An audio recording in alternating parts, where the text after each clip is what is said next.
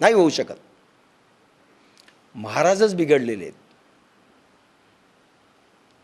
जर त्यांचं पाहिलं तेच बिघडलेले आहेत. कशाचे संस्कार? 4 माणसात संस्कार ठीक आहे, व्यवहारामध्ये सगळं विरुद्ध असतं, कारण रक्त रंग तसं आहे. आणि म्हणून संस्काराचा हा जो प्रकार आहे तामसी भाग, हा एक सांगितला. दुसरा राजसी. तिखट फार पाहिजे भाजीमध्ये का? असं ना तिखट मागते, काय सपक भाजी केली हो, तिखट पाहिजे होती, टाका मिरची अजून. खमंग पाहिजे, खमंग काय शब्द आहे, सुंदर गोड. आता कोणाला बिगर मिरचीचं खमंग लागतं, कोणाला मिरची टाकून खमंग लागतं. खमंगाचे खूप प्रकार आहेत. पण जो राजसी आहे त्याला, ज्याचं मन अतिशय चंचल आहे, चळवळे वळवळे आहे, एका जागी टिकणारं नाही आहे, ही सगळी राजसी सुखाकडे वळलेली माणसं. चमचमीत पाहिजे. आज आलू बोंडा करा, उद्या मसाला डोसा करा, इडली सांबार करा, चालूच असतं यांचं, कुटू कुटू कुटू. हे राजसी सुख आहे. आणि राजस सुख याच्याही मागे माणसं लागलेली आहेत. आणि नंतर हे सात्विक सुख, हे फार कमी माणसं सापडतील, 1-2%. सात्विक पदार्थापासून मिळणारं सुख. दूध भाकरीच मी खाईल, दूध पोळी मी खाईल, दूध आवडेल, चमचमीत पदार्थ नको.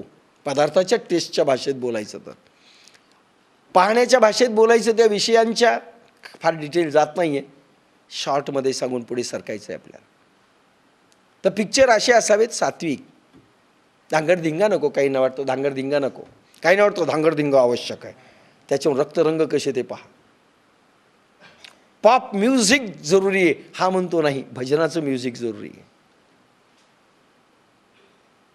रक्तरंगावरनं टेस्ट होतात तामसी, राजसी आणि सात्विक. काहींना सात्विक बोलणं आवडतं, काहींना खडूस बोलणं आवडतं, काही मिळमिळीत बोलायला, टणक बोललं पाहिजे.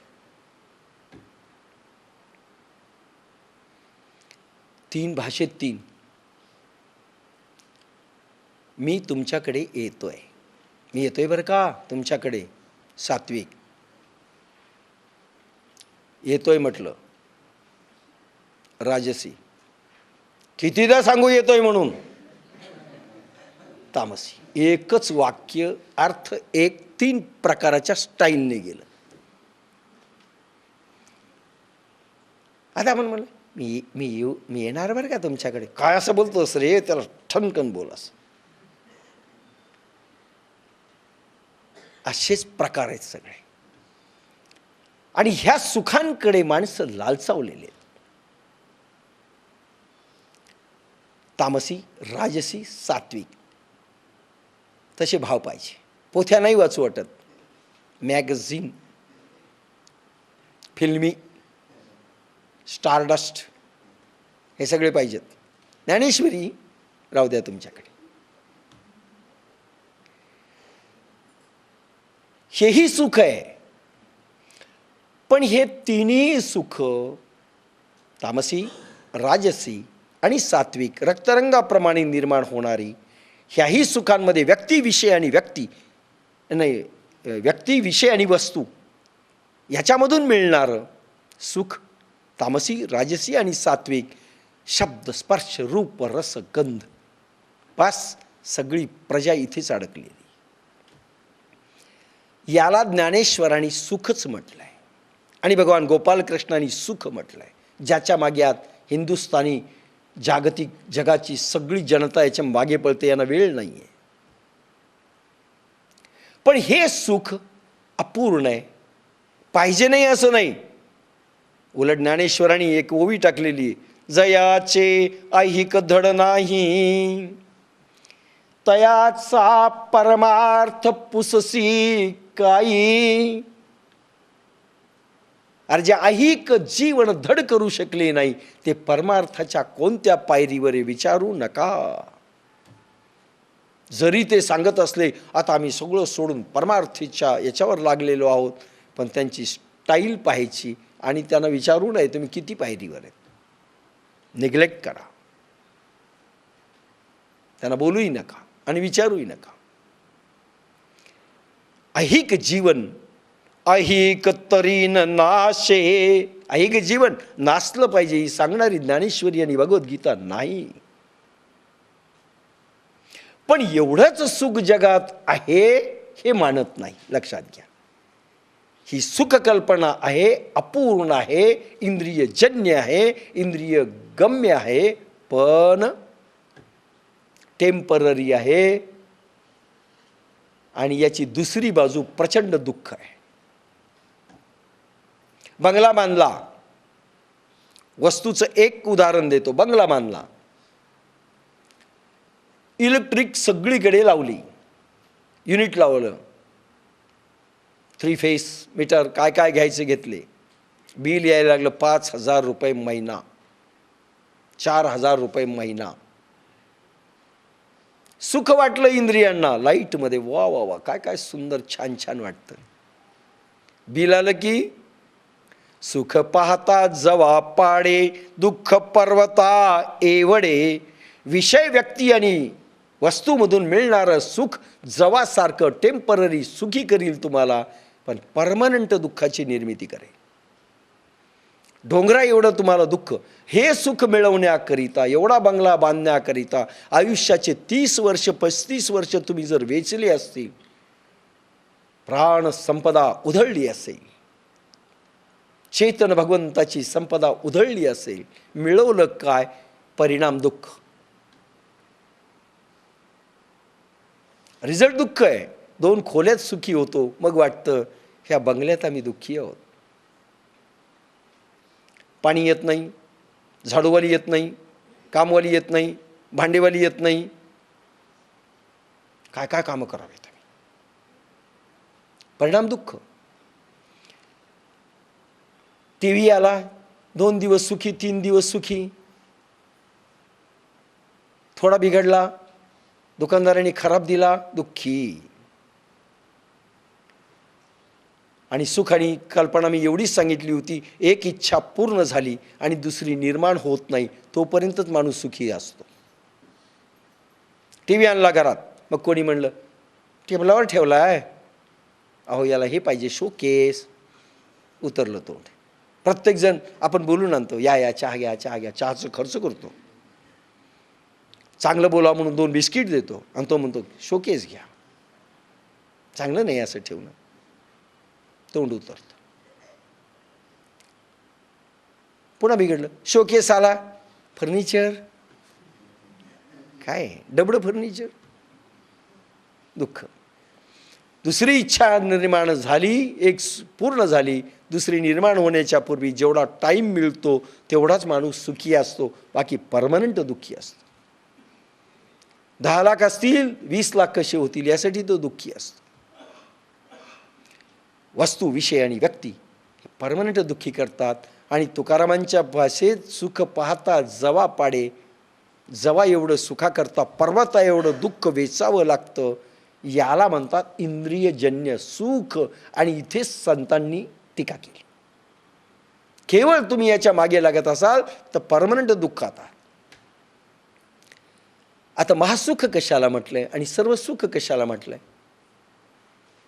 आदिभौतिक, अधिदैविक आणि आध्यात्मिक, हे पुन्हा सुख. पुन्हा सुखांच्या कल्पना सांगतो. आध्यात्मिक सांगत असताना वासना ठेवून, इच्छा ठेवून देवाला तुम्ही काहीही मागितलं, मिळेल तुम्हाला स्वर्ग मिळेल. आणि 14 किती प्रकारच्या कल्पना सांगितल्या होत्या मी सुखांच्या? बहुतेक 14 प्रकारच्या. पृथ्वीचा राजा होणं सगळ्यात सुख.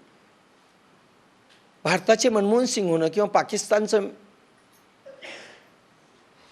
पंतप्रधान होणं नेपाळचा राजा होणं त्याच्यापेक्षा हिंदुस्थानचा चांगला, पाकिस्तानपेक्षा हिंदुस्थानचा चांगला आणि शेवटी अमेरिकेचा चांगला आहे की नाही. पृथ्वीचा सम्राट होणं हे पृथ्वी तलावरचं सर्वात मोठं सुख आहे. नंबर 2, पहिल्या नंबरचं सुख. त्याच्या पुढे असे हजारो पृथ्वीचे सम्राट एकत्रित केले तर गंधर्व लोकीचं सुख त्याच्यापेक्षा श्रेष्ठ आहे. 1000 किंवा हजारो पृथ्वी तलावरच्या सम्राटाचे सुख एकत्रित केले त्याच्यानंतर गंधर्व लोकीचं सुख त्याच्यापेक्षा जास्त आहे. असे 1000 किंवा हजारो गंधर्व लोकीचे सुख एकत्रित केले तर कोणतं सुख म्हटलंय? पितर लोकांचं सुख. असं हजारो पितर लोकांचं सुख एकत्रित केलं त्यानंतर स्वर्ग सुख. असं हजारो स्वर्ग सुख एकत्रित केले इंद्रलोकीचं सुख. असं हजारो इंद्रलोकांचं सुख एकत्रित केलं. इंद्राचं सुख हजारो इंद्रांचं एकत्रित केलं, रंभा, अप्सरा, अमृत. तर बृहस्पती लोकाचं सुख येतं. अशा हजारो बृहस्पती लोकांचं सुख एकत्रित केलं त्यानंतर ब्रह्मलोकाचं सुख येतं. आणि ब्रह्मलोकांचं सुख जरी एकत्र केलं त्यानंतर परब्रह्माचं सुख येतं. आणि परब्रह्माचं सुख फक्त आपल्याला मिळवणं हे सगळं मायनस करून त्याला ब्रह्मदेवानी म्हटलंय महासुख किंवा सर्वसुख. आणि भगवान गोपाल कृष्णानं अर्जुनाकडून ती अपेक्षा व्यक्त केली. आपल्याला एक कोणतं सुख मिळवायचं आहे का? स्वर्गीचं सुख जरी मिळालं तरी त्याला घसरणे पुण्याची पावटी सरे. पुढे इंद्रपणाची उटी उतरे. एक इंद्राचं विशिष्ट आयुष्य आहे. पुण्य आहे तोपर्यंत इनकॅशमेंट बँकेचं त्याचं बॅलन्स आहे तोपर्यंत तो इंद्र. नंतर इंद्रही खाली पडतो खाटकन.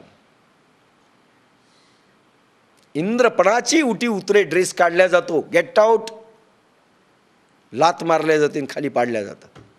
तुम्ही स्वर्गात गेले, तुमचं प्रोजेक्टरवर फिल्म सुरू होते, कर्म फिल्म जी आपली पुढे येणार आहे. चला 70 वर्ष आयुष्य जगले तर आपण समजू जगू. 70 वर्ष आयुष्य जगले, तुमची फिल्म तयार. किती आध्यात्मिक, जरी चुकीचे प्रयोग केले तरी किती केले? 3 वर्ष. बाकी नरक, गेट आउट. चलो स्वर्ग अगोदर का नरक भोगायचा? स्वर्ग अगोदर 3 वर्ष स्वर्ग. मज्जा. बॉलिवूडच आहे तिथे, हॉलिवूड अँड बॉलिवूड. अप्सरा, डान्स, गंधर्वलोकीचं संगीत, अमृत, मज्जा. आणि संपला रे संपला शेवटचा छदा. जसं 5 स्टार हॉटेल म्हणून लात मारल्या जाते तसं तिथून लात मारल्या जातं खडक्कन खाली. जे सुख टेम्पररी आहे ते अध्यात्माला अपेक्षित नाही. हे 14 भुवनांचे सुख अपेक्षित नाही, कारण कुठूनही तुम्हाला लात मारले जाईल. आणि जे परमनंट नाही त्याच्या मागे का लागता? आपण तो विषयांच्याच मागे आहेत. 14 भुवनांचे जे सम्राट आहेत ते देखील याच्या सुखाशी तोडीला नाहीत. आपण तर क्षुल्लक किड्यासारखे छोट्या छोट्या गोष्टीतच अजून अडकलेलो आहे. महासुखांची कल्पना म्हणजे हे सगळं सोडून परमनंट सुख. परमनंट सुख कोणतं? ज्याप्रमाणे अधिभौतिक नाही, अधिदैविक नाही, आध्यात्मिक सुख. त्याच्याही पलीकडचं ब्रह्माचं सुख. एकदा परब्रह्माचं सुख लागलं, ध्यान अवस्थेमध्ये, समाधीमध्ये तो परमात्मा भेटला, आपण परमात्मा रूप झालो की त्याला हे सगळ्या सुखांचा तो स्वामी होतो. हे लक्षात घ्या. सुखापासून वंचित होत नाही, हे सगळं त्याला मिळतं. का येऊणे आम्हा विठोबाचे पायी तुकाराम म्हणतात, रुद्धी सिद्धी द्वारी ओळंगती. अरे रुद्धी सिद्धी हात जोडून उभे आहे, मी भिकारी नाही. आध्यात्मिक सुख, परब्रह्माचं सुख, भगवंताचं पूर्ण अवतरण आपल्यामध्ये झालं तर पूर्ण शक्ती भगवंताच्या आपल्या समोर उभ्या राहतात. आणि एकदा त्या शक्ती उभ्या राहिल्या की भौतिक, दैविक, आध्यात्मिक तिन्ही सुखाचा महासागर होतो. त्याला म्हटले महासुख किंवा सर्वसुख. तिन्ही सुख. अल्लाउद्दीन का चिरागही मिळतो, जो मागोंगे मिलेगा, जन को दया. आणि राजर्षी योग भगवद्गीतेतला, ज्ञानेश्वरीतला केवळ महासुखाच्या करता आहे, हे विसरू नका. पण संतांनी माती केली असं म्हणणं हा भोळे भाबडा समज आहे. काही समजलेलं नाही आहे. जनको दया असं भगवान कृष्णांचे वाक्य आहेत भगवद्गीतेमध्ये. राजा जनकांसारखं सोडून नाही जायचं. संसार सोडून संन्यासाच्या कल्पना भगवद्गीतेने खलास केलेल्या आहेत. पण आजच्या महाराजांना ते कळत नाही. खलास केले आहे. आपण बोललेलो आहेत, अजून बोलणार आहेत. नाही आहे. म्हणून उदाहरणही सांगितलं विवेकानंदांचं, सगळ्यांचं सांगितलं, पुन्हा मागेही सांगितलं तुम्हाला. आता पुन्हा रिपिटेशन नको त्या उदाहरणांचं, कारण पुन्हा आपण त्याच्यात अडकूत. अजून कोणाचं सांगितलं होतं सांगा? बोधिसत्व आठवत असेल. कोणाकडे गेले होते? ती वारांगणा वेशा महानंदा आम्रपालीकडे गेलेले होते. माहिती आहे ना तो कथाभाग? आता घेत नाही यावेळेस. पण त्या